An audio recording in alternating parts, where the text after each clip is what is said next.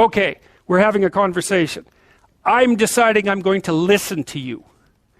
Right? That's different than how people generally communicate, because usually when they communicate, they're doing something like, okay, we're going to have a conversation and I'm going to tell you why I'm right and I'll win if you agree. Or maybe you're having a conversation where, I don't know what you're trying to do. Maybe you're trying to impress the person you're talking to. So you're not listening to them at all. You're just thinking about what you're going to say next. Okay, so that's not this. This is, you might have something to tell me. And so I'm going to listen on the off chance that you'll tell me something that would really be useful for me to know. And so you could think about it as an extension of the Piagetian.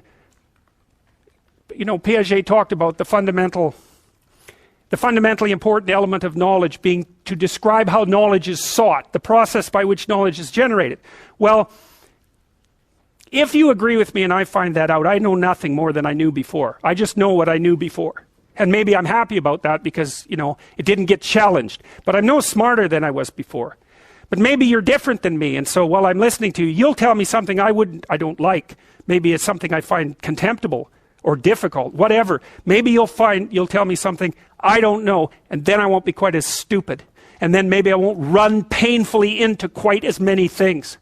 And that's a really useful thing to know, especially if you live with someone and you're trying to make long-term peace with them, is they're not the same as you. And their way they look at the world and the facts that they pull out of the world aren't the same as your facts. And even though you're going to be overwhelmed with the proclivity to demonstrate that you're right, it is the case that two brains are better than one. And so maybe 9 of the 10 things they tell you are dispensable, or maybe even 49 out of 50, but one thing, all you need to get out of the damn conversation is one thing you don't know.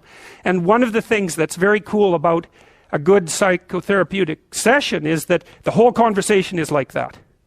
All you're doing is trying to express the truth of the situation as clearly as possible. That's it. And so, now, Roger's proposition, and I'll tell you why he derived it, was that if you have a conversation like that with someone, it will make both of you better. It'll make both of you psychologically healthier. So there's an implicit presupposition that the exchange of truth is curative. Well, that's a very cool idea. I mean, it's a very deep idea. I think it's the most profound idea. It's the idea upon which Western civilization, although not only Western civilization, is actually predicated. The idea that truth produces health. But for Rogers, that was the entire purpose of the Psychotherapeutic Alliance. You come to see me because you want to be better. You don't even know what that means necessarily, neither do I. We're going to figure that out together. But you come and you say, look, things are not acceptable to me, and maybe there's something I could do about that. So that's the minimal precondition to engage in therapy. Something's wrong, you're willing to talk about it truthfully, and you want it to be better. Without that, the therapeutic relationship does not get off the ground. And so then you might ask, well, what relationships are therapeutic? And the answer to that would be, if you have a real relationship, it's therapeutic. If it isn't, what you have is not a relationship. God only knows what you have. You're a slave, they're a tyrant. You're both butting heads with one another. It's a primate dominance hierarchy dispute. Oh, I don't know, you're like 2 cats in a barrel, or 2 people with their hands around each other's throats. But what you have is not a relationship. And it's extraordinarily useful for people, because it's often difficult for anyone to find anyone to talk to that will actually listen.